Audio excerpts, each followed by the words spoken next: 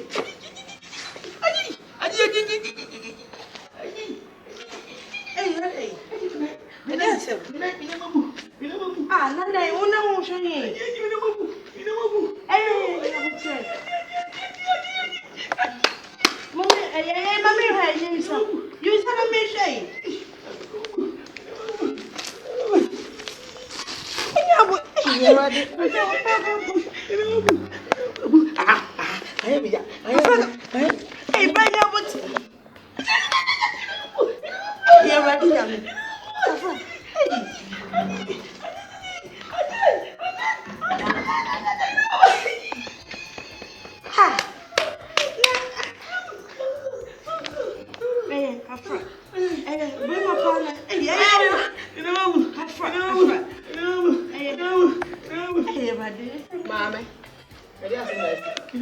This year, only minute bones. How much I and the diamond? 10-9 so I end the day or so I end the day. What's in the name of the number police? Madam, where are you now? What's around? And it's here. And to blame one to make up. Oh, that's all. Just Dinne, one nurse, and the number of young sister. What out top? What is it? I didn't know wash. It's the morning now. What's it? That's here.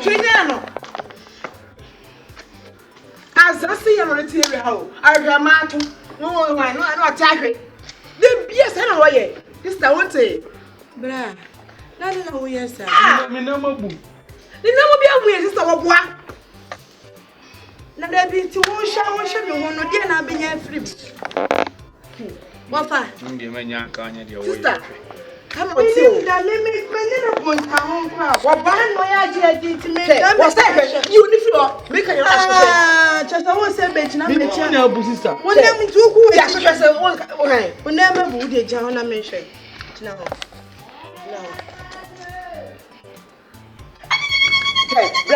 They are rough. Me pass say, you should buy me.